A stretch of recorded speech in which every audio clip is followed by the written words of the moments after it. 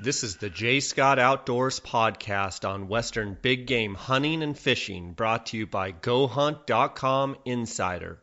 Research faster, hunt more. Go to GoHunt.com/insider and use the J. Scott promo code when signing up to receive a $50 KUIU gift card.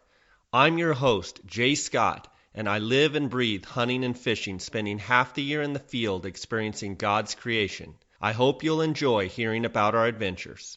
Guys, welcome to the J. Scott Outdoors podcast. Today is part 2 with Trail Kreitzer, and we're going to be breaking down each of the Utah Elk Units. So for your applications that are due here March 3rd for the state of Utah, you can listen to Trail. I'm going to ask him questions specifically about each hunt, and he tells me the trophy potential and quality of the unit. So it's going to be a great episode. Before we get to that, I want to thank you guys, the listeners, for tuning into this podcast and supporting this podcast. I'd invite you to send me emails and comments if you have any questions in regards to the podcast or people you want to hear on the podcast or different things you want to hear, topics. Feel free to email me at jscottoutdoors@gmail.com.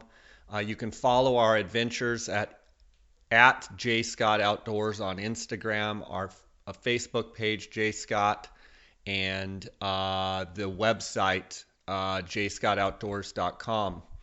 Guys, I wanted to let you know that I found an article, Bloomberg Business did an article on a company that I'm close with, that I've used their products since the inception, and it's a clothing line that I believe in. It's actually more than a clothing line. It's ultralight hunting gear. It's KUIU, and KUIU has been making unbelievable gear for years now. And there was a pretty cool article in the mainstream media.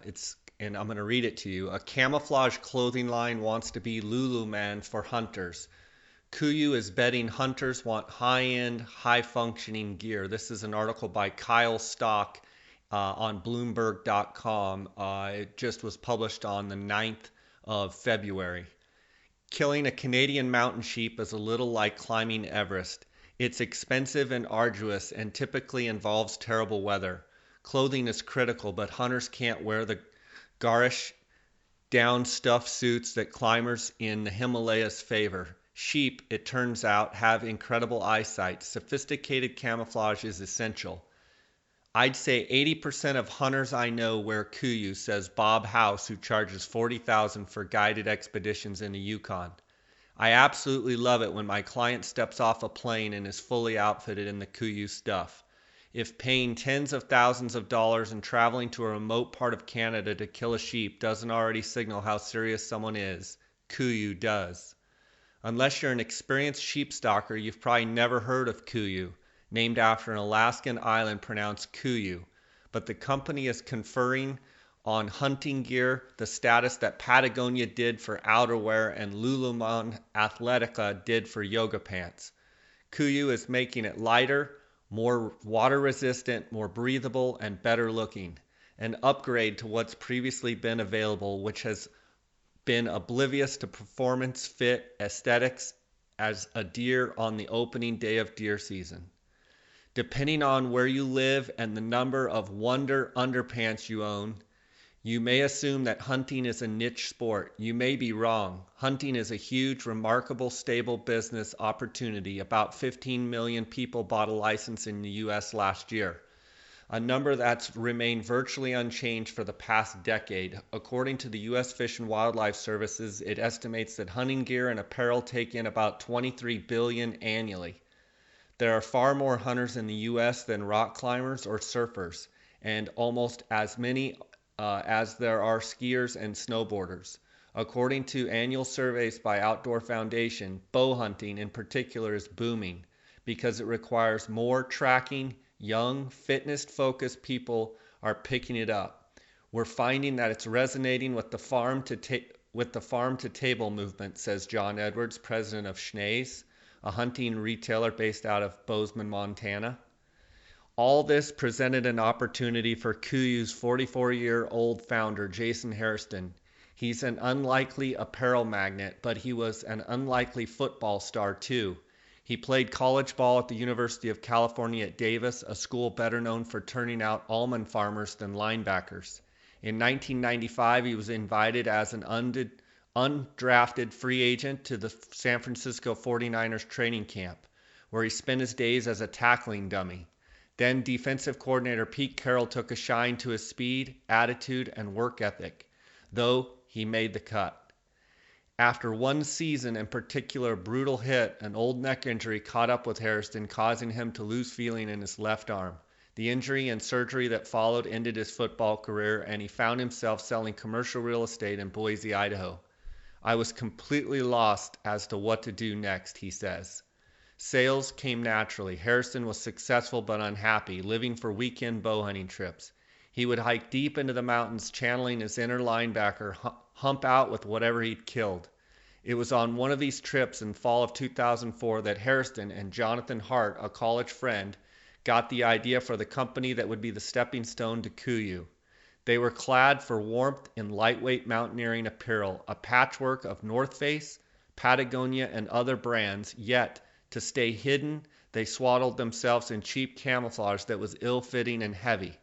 The mountaineering world was light years ahead of the hunting industry, Edwards says.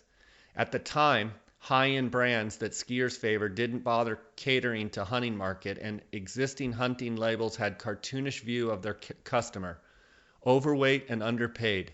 Hairston and Hart's new company, named Sitka for the Alaskan city, made the first camo apparel that featured what would have been familiar to any shredder: wicking fabrics, weatherproof zippers, armpit vents, and welded seams.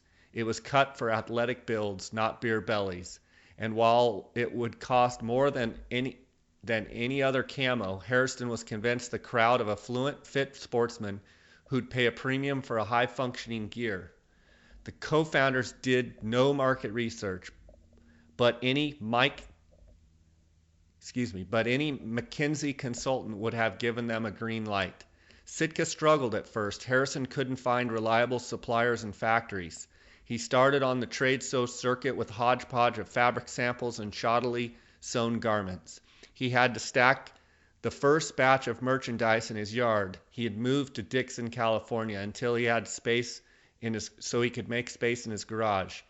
But the demand was there. Schnees bought 10,000 worth of coats, pants, and thermals and sold out in 2 months. By 2007, Sitka's second year in operation, almost every major outdoor retailer was stocking the brand, and it did about $2 million in sales.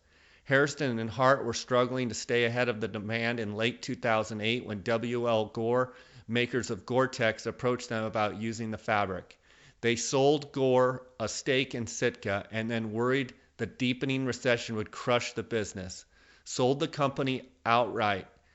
I spent the last 2 weeks at Sitka writing a business plan for KUIU, Hairston says. Hart stayed on to steer the Sitka brand. Unlike Sitka, KUIU sells directly to consumers, almost exclusively online. This allows the company to offer even better materials at a similar price point. A $300 KUIU jacket would cost about $450 elsewhere. KUIU features merino wool from New Zealand, Petard's leather from England, a covetable waterproof fabrics from Toray, a Tokyo-based chemical conglomerate introduced to Hairston by former Patagonia designer. To stand out even more, KUIU uses proprietary camouflage. Hairston did public relations too, blogging about the suppliers behind his materials and people such as retired Lockheed Martin engineer helping Hairston piece together carbon fiber backpack system. I realized if our products were going to sell, we had to educate our customers. Hairston says. He also detailed his field tests with posts that typically ended with pictures of a gutted animal and a huge set of horns. It was a bloody spectacle, and hunters ate it up. In its first day of sales, KUIU moved $500,000 of merchandise. There's such a stigma around hunting that so many companies are afraid of, Hairston says. That's worked great for us. This year, KUIU expects sales of $50 million. KUIU's success hasn't gone unnoticed. Major retailers have the company in their sights. Under Armour now sells hunting apparel, and reviewers are praising Cabela's in-house gear. At Schnee's, Sitka is stocked along with Duckworth, a line of wool gear and retailer developed with scientists at Montana State University. Hart says Sitka has grown 35% every year since Gore bought it, but he declines to share revenue figures. The brand got a boost in 2013 when Vladimir Putin was spotted wearing it. KUIU, for its part, is trying to expand its customer base, homing in on new turf. Next year, it will release a line of shorts and shirts for trail running, and its $190 guide jacket can now be had in major brown or phantom gray colors. That seems particularly suited for snowboarders. It's working on a uniform for the Navy SEALs, some of whom are already regulars, and the proprietary camouflage is becoming a business of its own. KUIU is collecting licensing fees from companies plastering the designs on everything from binoculars to hunting bows. Those who hunt with arrows have to get close to their prey, are so particular about their camo, which is exactly what Harrison wants. Again, this was a great article in the Bloomberg business section of Bloomberg.com, written by Kyle Stock. Whether you are interested in elk, deer, antelope, bighorn sheep, or moose, Western Hunter and Elk Hunter magazines will bring the adventure to your mailbox. These publications feature articles on the finest hunting gear, tips and tactics from experienced hunters, field judging trophies, glassing techniques, calling strategies, and much more. To become a more knowledgeable and skilled hunter, subscribe today. Go to westernhunter.net/jscott and enter your email address for a chance to win a $1,500 credit towards any Swarovski product. Wilderness Athlete is committed to improving the health and quality of life for the outdoor athlete by providing field-tested, scientifically validated nutrition and sports performance products. Check them out at wildernessathlete.com and use the JScott promo code to receive 10% off any order in February 2016. Okay, Trail, let's get right back into talking about the Utah Elk Units. Okay. I was just saying, I think those units that are going to be the best for quality are, those units that haven't seen major changes in tag allocations. If you look back to the tag allocations for the last 10 years, those units are units like the Beaver, the Boulder, the San Juan, and the Pavant probably. And, for me, growing up in the middle of two and three, even three of those units, I spent quite a bit of time on the Pavant. I would say that those are probably the top tier units. There's other units that you're going to have a great hunting experience. I mean, if you look at the Monroe's a great unit. It's always going to produce some great bulls. You're going to have a phenomenal hunt because they have a great elk herd up there. But I'm not sure that it has the trophy quality or the potential that maybe like the Beaver or the Boulder does. Did you want me to talk about why? Or yeah, I mean, maybe go ahead and talk about some of the quote-unquote mid-tier units, and then maybe let's compare some of the best units with the mid-tier and what makes them, quote, the best and maybe second best. So I think some of those mid-tier units, you're thinking probably like the Dutton or maybe the Panguitch Lake or the Book Cliffs units. That Little Creek Roadless unit is a great unit. There's a lot of bulls, and they pull a good bull out of there every year. So those are probably the units that I'm thinking about. The Fish Lake, the Manti, those are both units that have a lot of elk on them. I think the objective on the Fish Lake is it's over 4,000 elk, I think. So there's a lot of elk up there, and consequently, you're always going to have some bulls that come out of that are good bulls. Probably one of my favorite bulls of the year came off the Fish Lake this last year, and my neighbor had a permit, a rifle permit, and ended up killing a bull. It was about it might have been a 370 kind of bull, 380, but it was just a gorgeous bull. So those kind of units, you're always going to have some good bulls, but maybe not those 400-inch bulls like the Beaver, the Boulder, the San Juan. Did you want me to talk maybe a little bit about the difference in those or what you think? Yeah, for sure. Okay. Maybe go through the Beaver, Boulder, San Juan, and Pavant and tell me a little bit about each unit. Okay. Yeah, so the Beaver unit, if you look at, like I said, the tag allocations over the last 10 years, they've fluctuated very, very minimally. Part of that is because Utah manages their elk herds, their bull permits based on tooth data. They manage for an age class of bull. So those are units that they manage for an older age class of bull. And the way they do that is that when a hunter kills a bull, he'll end up sending in a tooth. They age that bull and then they average them out, and then they take the 3-year average. So if your average of harvest is meeting what your objective is for that unit, then the tag allocations remain basically the same. So those are units that haven't seen a lot of change, and they continue to meet their age class objectives. The Beaver itself, it's a good unit because you have a lot of summer range. You have good quality summer range up top. You had nearly a 48,000 acre fire on the north end a few years ago, which is going to help that summer range. It's going to help the feed, especially on that north end. As far as habitat restoration work, we've done probably over 10,000 acres of mastication work on the winter range, which is good feed for those elk. And it's a rough unit. I mean, there's a lot of deep, steep country.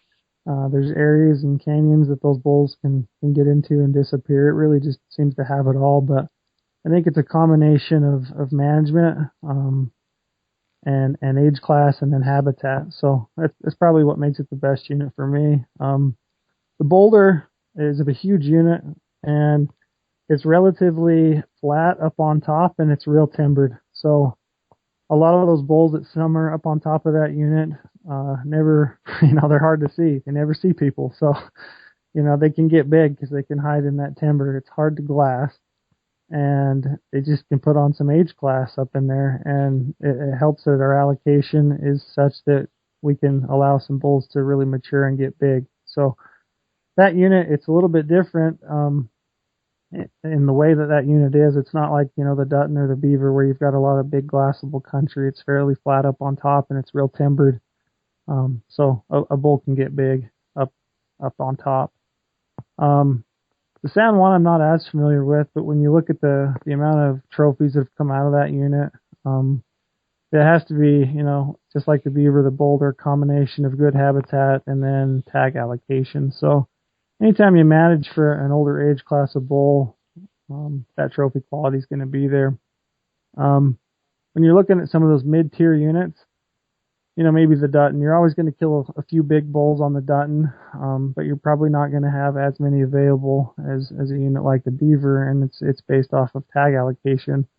The units, the Dutton unit is managed for a younger age class of bull, and so consequently, the DWR issues more permits. So, the more permits they issue, it's going to bring that age class down, and consequently your trophy quality is going to come down a little bit too. But that unit is so big and rough, and there's a lot of really inaccessible country. There's always going to be some bulls that get through and get big. So, and same with the Manti, the Pavant similar is the Beaver, real limited tag allocation. So, and some rough country. So, it seems to be a combination of good habitat and not too many permits.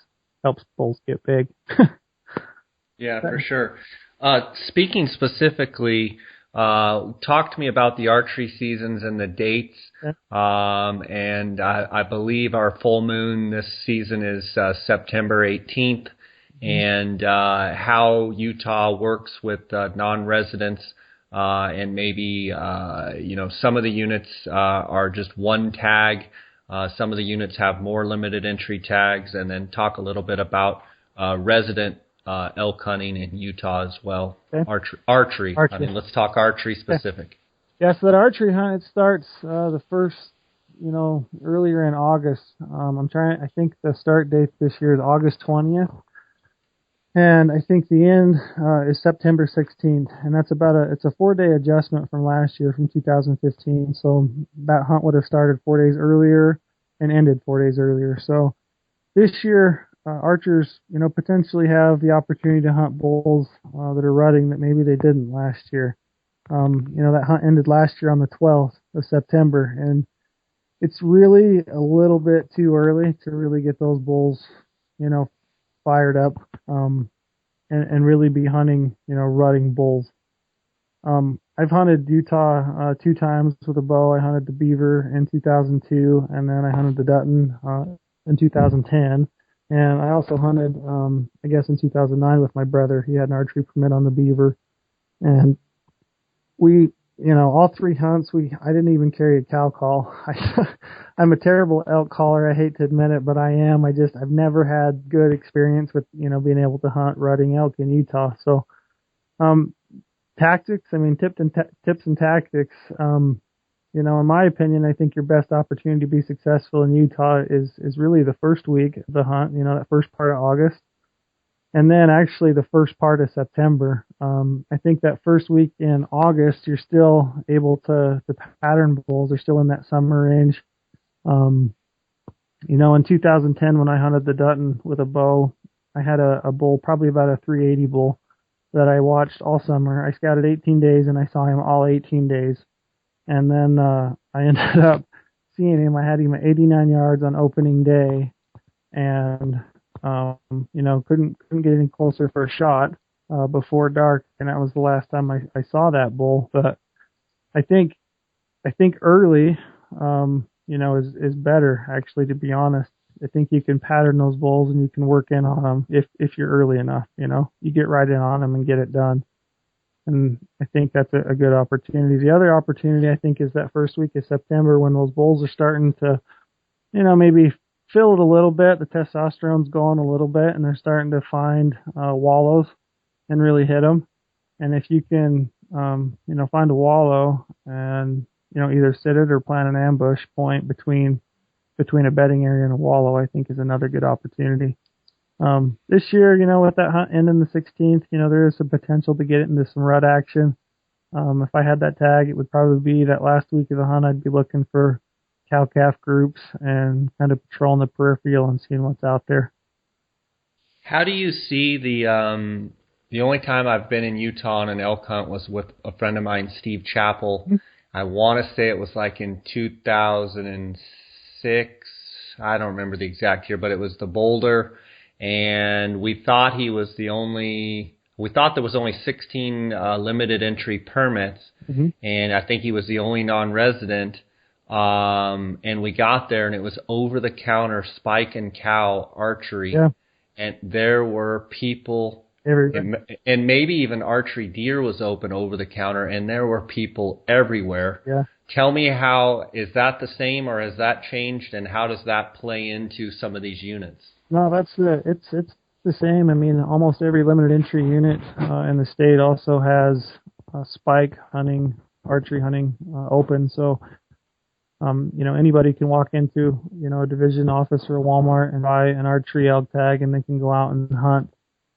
Those dates, they do end that hunt, the elk hunt part of that. So the general season elk hunt, spike or cow, a week prior, to the end of the bull hunt. So if you have a big bull tag, an archery tag, you actually get the last, week to yourself to hunt elk. There are still archery deer hunters on that unit, and that hunt goes clear up to, the 16th this year. So you're contending with, spike hunters and deer hunters, and it's busy.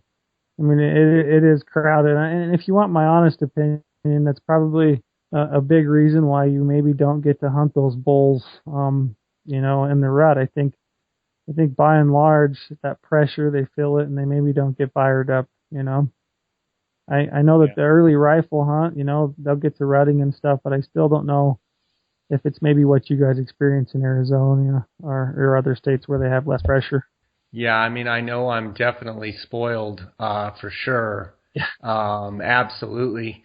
And then talk to me a little bit about the tag allocations. Yeah. Some of the units, they only give one tag. Some of them, they give multiple tags. Sure, yeah. So, if you have an odd number of permits available, either resident or non-resident, the bulk of those will go in the random draw. So, say, for example, we'll say there's 3 resident tags for a unit. One of those tags will go to max point holders, so the person with the most bonus points. The other 2 will go on a random draw. If you're a non-resident and you're looking at a unit and that unit only has one permit available, that unit will go, or that tag will go to random draw.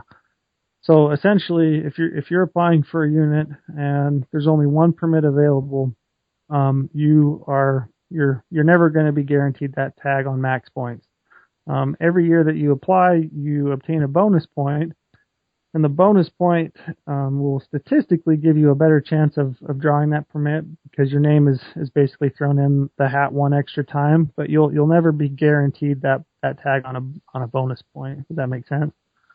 Sure. So yeah, I mean if you're looking at a unit with only one permit, you could be in for a long haul, and you could potentially never draw that permit. That's why I'd encourage people to look at units that have, more than one permit, even if it has two permits, and you can build bonus points. And if you can find a unit that, will meet your other expectations, be it trophy potential or harvest success or whatever weapon you want to hunt with, if you can find those units where eventually at least you will be guaranteed a permit on max points, then maybe that's a better option. Okay, and if I'm looking at the Go Hunt Insider Utah draw odds, if I were to just name a unit, could you give me kind of a range of what kind of bulls to expect per unit? Sure. Just kind of yeah. off the cuff. Mm-hmm. Okay, Beaver East. I would say, 380 kind of bull, and even on up to 400. I know of a couple bulls that came off of there last year. I have a buddy that lives in Beaver that has been out just about every day watching a bull. He thinks it's 400 inches. It's still up there. So I would say, 380 plus would not be unrealistic. Okay, and so like the limited archery, there's only one permit for non-resident, correct? Correct. And how many actual total permits are there? I think there are 8 resident permits and 1 non-resident permit. Okay, and then maybe 7. 7. I think total there are 8. So 7 resident, 1 non-resident. Okay, and when you say 380, in a typical day hunting on the Beaver, are you going to see 4 or 5 bulls? Are you going to see 8 to 10 bulls? Are you going to see 15 bulls a day? What kind of opportunity is there? Yeah, I would say you probably see 5 to 10 a day, depending on where you're hunting and when you're hunting. Yeah, my brother had that permit in 2009, and I would say we probably saw between 5 and 10 bulls a day, depending on where we were at. Okay. Yeah, I mean the bull to cow ratio. If you're looking at the Go Hunt website, yeah, you'll see the bull to cow ratio that they give you. You have to realize that Utah uses spike hunting to kind of regulate our bull to cow ratio. So if you're looking at a bull to cow ratio of 13 to 100, you're probably looking at a ratio that's mostly mature bulls. Does that make sense? Mm-hmm. We use spike hunting to kind of keep our bull to cow ratio in check. So we'll take those bulls when they're young as spikes so that we can retain some older age class bulls for people to hunt, limit entry and still maintain a bull to cow ratio that's decent for the herd to help that herd grow. Does that make sense?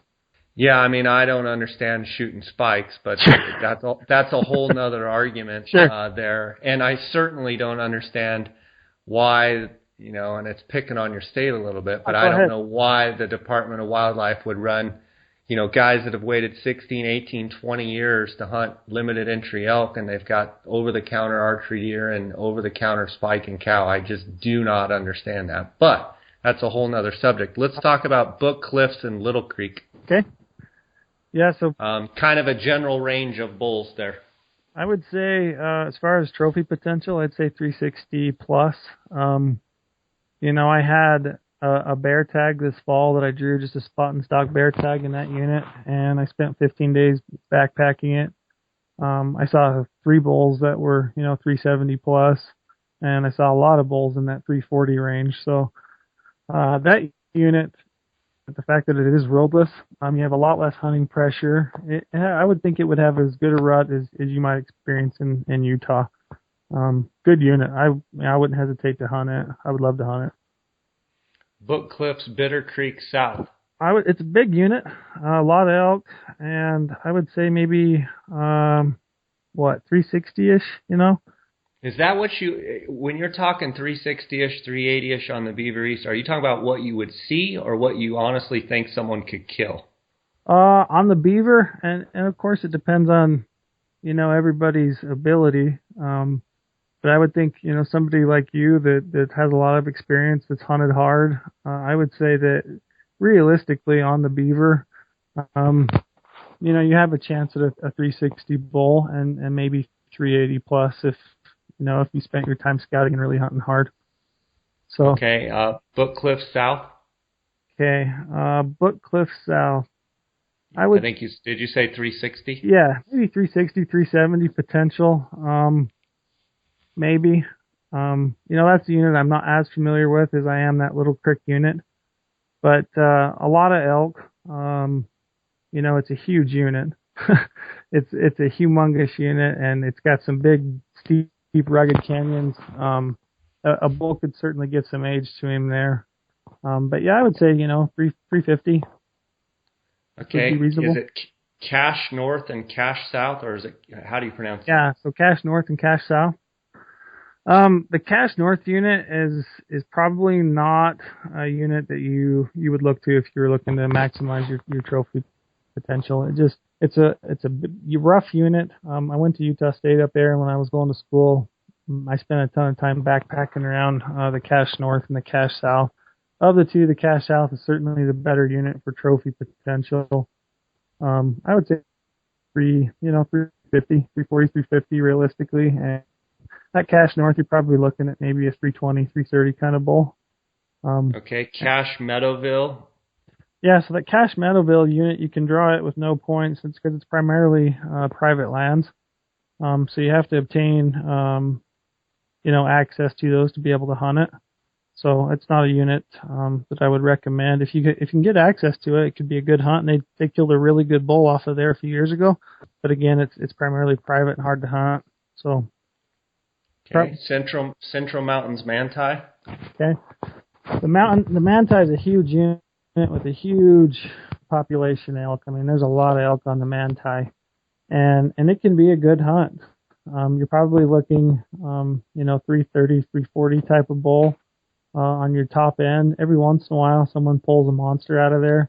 There's a gentleman that owns an archery shop in Orem. His name, his last name I don't know, but his first name is Jake. But he killed almost a 400-inch bull off the Manti with his bow a year ago. So, the potential's there for bigger bulls. It's a huge unit, and there's a lot of elk. So anytime you're dealing with that kind of a population, there's always a chance. But you're going to experience more pressure. It's managed for a younger age class of bull. So, you're going to have more permits and more people on you, but there's just a lot of country and a lot of elk. Okay. Central Mountains Nebo. The Nebo, I would say, maybe 340, 350 class of bull. And again, I don't know a ton about hunting that unit. I had a friend that hunted it a couple years ago with an archery permit and killed a great 330 class bull.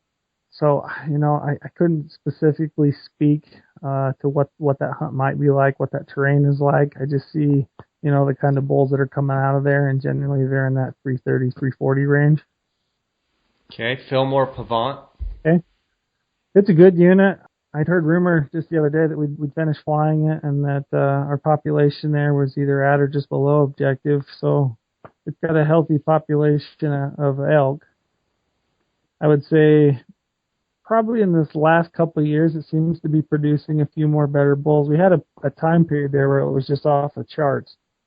And I think the last couple of years, it's kind of come back and they've started to kill some of those top end bulls. But I would say, realistically, 370, okay. it's a great unit. There's some real rough country. 370, 380 maybe, but yeah, it's some rough country and it's great elk habitat and there's a lot of elk, so always a chance for something big on the Pavant. Okay, let's take a quick break to hear from our sponsors. At GoHunt.com, we are restoring the heritage of the old and constantly redefining the new. We stay focused and put our efforts into redefining the future of Western hunting. What makes us special? What makes us different? We are the new breed of hunter. We are the customers that we serve. We are the innovators, and we are the future. Visit GoHunt.com/insider and join the movement. Use the J. Scott promo code when signing up and receive a $50 KUIU gift card. Have you guys heard about PhoneScope? PhoneScope is a privately held company that makes custom-molded, precisely engineered smartphone digiscoping adapters. Photographing wildlife has never been easier. Take digiscoping photos and videos from your smartphone and share them with your friends. PhoneScope stands behind their product with a 100% money-back guarantee. PhoneScope is the future of digiscoping. Get yours now. Use the JScott16 promo code and receive 10% discount on all purchases.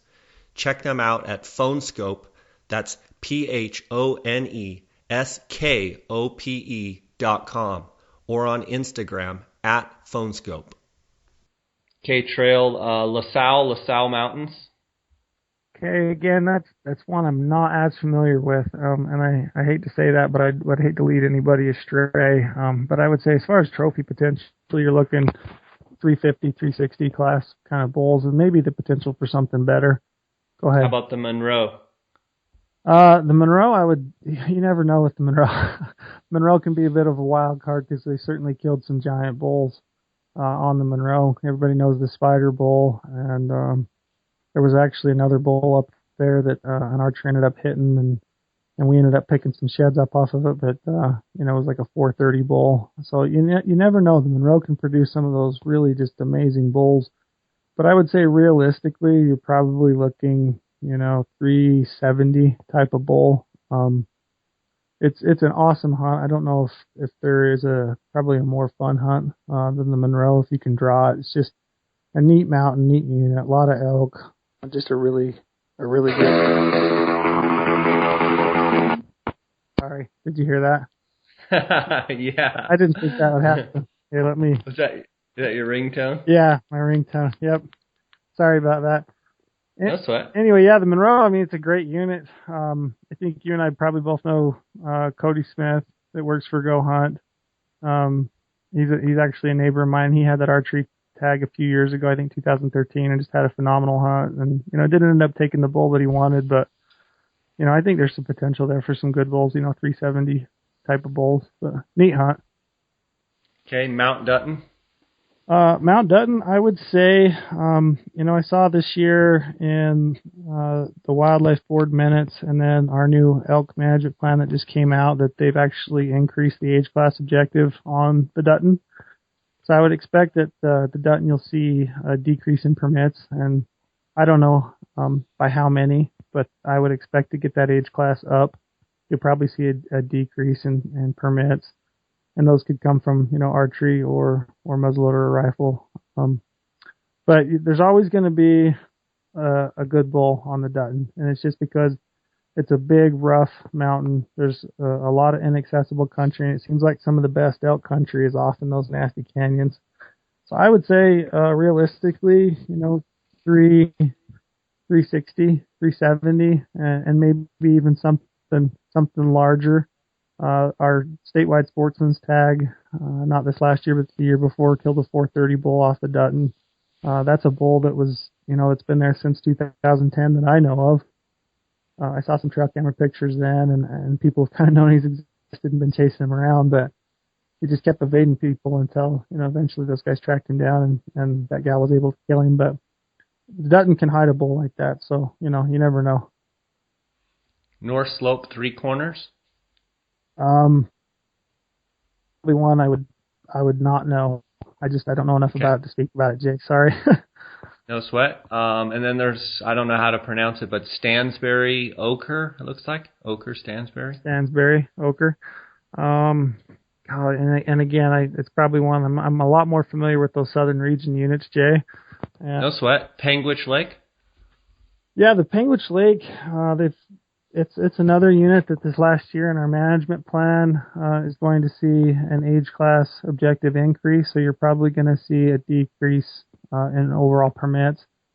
And I would anticipate some better bulls coming off that. There's been some great bulls in the last few years, and a lot of the Yeah. So the Panguitch Lake, it's seeing a age class increase.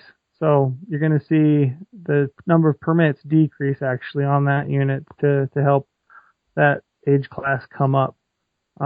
And there's always going to be some good bulls on the Panguitch Lake. The last few years, they've killed some really good bulls. A lot of them have come from, either the early archery hunt, or that late rifle hunt. And it seems like some of those bigger bulls pull off into winter range and guys are able to find them and pick them off. But I would say, realistically on the Panguitch, maybe 350, 360 class bull. Paunsaugunt? Yeah, the Paunsaugunt doesn't have a very robust population at elk. I don't know what the overall population is, but there's not nearly as many elk as there are some of those surrounding units like the Dutton or the Boulder. We have done a lot of habitat restoration work on the Paunsaugunt, and it does have some elk on it and some good bulls. I saw a bull that came off of it this year that was a 360 bull on that early rifle hunt. But I think most guys are probably going to see bulls in that 320 to 330, maybe 340 class. That could be a really fun hunt, especially, this year, if you got those bulls talking like on the end of the archery hunt or that early rifle hunt, and you could chase bugles, maybe not necessarily call those bulls in, but to chase bugles and actually see what those bulls are. So it could be a fun hunt, but again, I think you're probably trophy potential. You're thinking, 320 to 340-ish. Okay, Plateau Fish Lake, 1,000 Lakes. Yeah, huge elk population, huge unit. It's a good unit for a lot of elk. Trophy potential is probably not there like maybe the Boulder. Of course, not like the Boulder or the Beaver. But I would say, 350 class bull. And like I said earlier, one of my favorite bulls of the year I saw came off that unit. You never know, like I said, when there's that many elk and that big a unit, what could have come off of it. But I would think 340, you'd be right in the ballpark. Okay, Boulder, Plateau Boulder. Like I said, that's probably one of the best units. I think that and the Beaver and, the Pavant and the San Juan. And sky's the limit, I think, on the Boulder. You could kill, you could find a 430 bull. and I think they have in the last few years. But I would say realistically, 370 up to 400. Okay. And South Slope Diamond Mountain. Yeah, again, that's one on that northeast corner that I'm probably not as familiar with. Okay, Southwest Desert. Okay, another unit. It's a great big unit just west of Cedar City here. It's mostly pinyon juniper country, a lot of sagebrush, a lot of elk. Looking at our recent counts, we're at and exceeding objective out there on that unit. So there's a lot of elk. And I would say trophy potential, maybe 360, 370. Right in that neighborhood. It would be a really fun hunt, especially if you got the bulls fired up. There's a lot of, like I said, a lot of elk and a good population. So if you got in the middle of that rut, that could be an awesome hunt.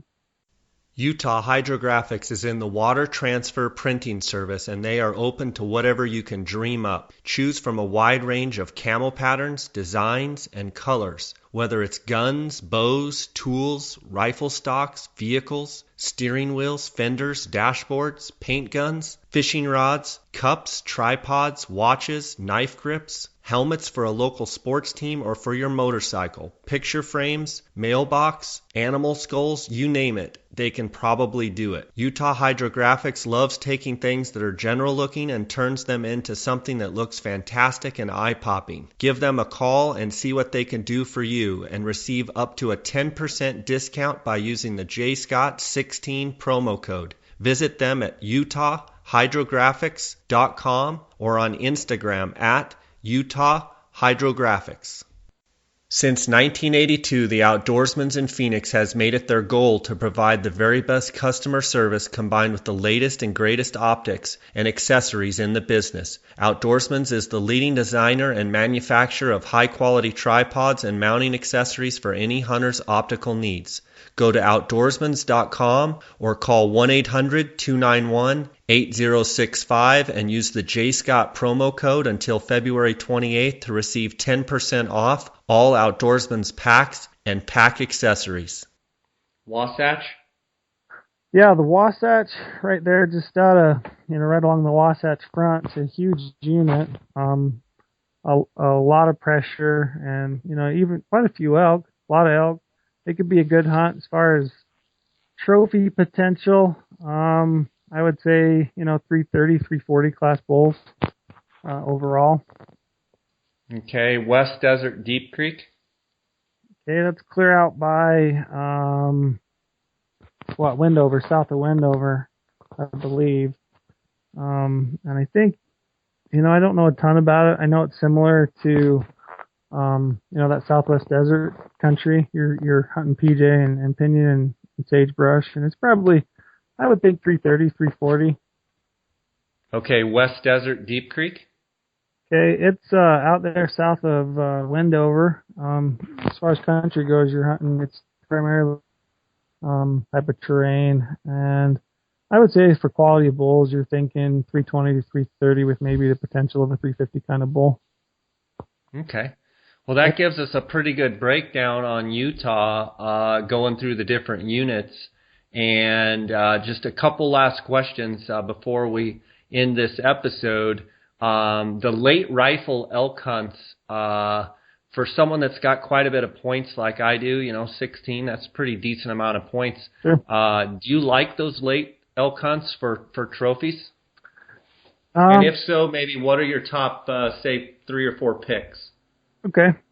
I actually do like those hunts. I've hunted it. My dad had a tag in 2007, a late Dutton rifle tag, and I think the opening day out we saw 26 6-point bulls. And, one right before dark we saw a 360 kind of bull that was just really heavy, and I begged and pleaded with him for it to shoot it, and it was down in a hole, and he didn't want to try to get it out, so we actually passed on that bull, and we ended up seeing just an absolute monster, and we hunted that bull for the next, I think, 5 days, 6 days, till the end of the hunt, and didn't find it. But I think I do like that hunt. I mean, those are challenging hunts. You're dealing with colder temperatures. You're looking at bulls that have moved off into winter range, and sometimes they're in that transition area between where they've rutted and moving off into a hole to hide up in for the winter, and it can be tough to find them. But if you do, I think they're real killable, and I think you can find some big bulls. I know that some of those bigger bulls in the state that have been killed on, sportsman's permits or governor's tags have been killed late when bulls have pulled off into winter range. So if you can, pull some strings and talk to, some of the locals and really, put your ear to the train tracks and really listen close, and pick up some information on where a big bull might be holed up or rumors of a bull where he might be wintering. You could track down some really amazing bulls, I think, on those late hunts. So I do like them. You're going to have to hunt hard and put in the time and like I said, do your research, but I do like those hunts for big bulls. What would be the top 4 or 5 units, 3, 4, 5 units? Okay. I would say the Dutton is one that comes to mind. Mount Dutton, we had a 80,000 acre fire in early 2000s, I think 2002. It primarily burned up and over onto those southeast facing slopes of the Dutton. And I think you get some bulls from surrounding units that maybe move off of the Monroe or move off the Boulder onto the Dutton to winter on those long, open southeast facing slopes. So I think you may be hunting some bulls that potentially aren't there during the earlier hunts. So I like that Dutton unit. Panguitch Lake might be another one that comes to mind.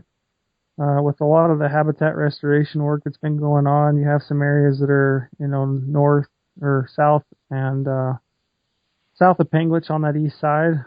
They've done a lot of those bull hog mastication treatments, and they've killed some really big bulls late out of those treatments. So I like that one. Southwest Desert could be real good on that late hunt. Those bulls move off into some of those canyons, and you can glass them, and I like that hunt. Number 4, of course, the Beaver is going to be good. The Monroe and the Pavon are going to be good. But as far as, maybe permits that you could draw, I think, or you might be at least in the running for, I would probably look at those 3, maybe like the Dutton, Okay. the Southwest Desert, or maybe the Panguitch Lake. Well, Trail, it's been awesome getting to pick your brain here about Utah and getting to hear about your Arizona experience. And I look forward to meeting you one of these days, Yeah. maybe up at the expo. Absolutely. Yeah, I'll be up there. And I appreciate all the work. I love reading your stuff on GoHunt.com. And your articles are always very detailed and very well written. And just appreciate you spending time with us here, and wish you the best. And until I get to meet you face to face, God bless you, and thanks for coming on. Thanks, I appreciate you having me. And yeah, I'll be up there at the expo. I'll hang out there in the Go Hunt booth. So if you're around, I hope I get a chance to meet you and say hi. That sounds great, buddy. Look forward to it. Hey, thanks so much. All right, take care. Yep, bye-bye.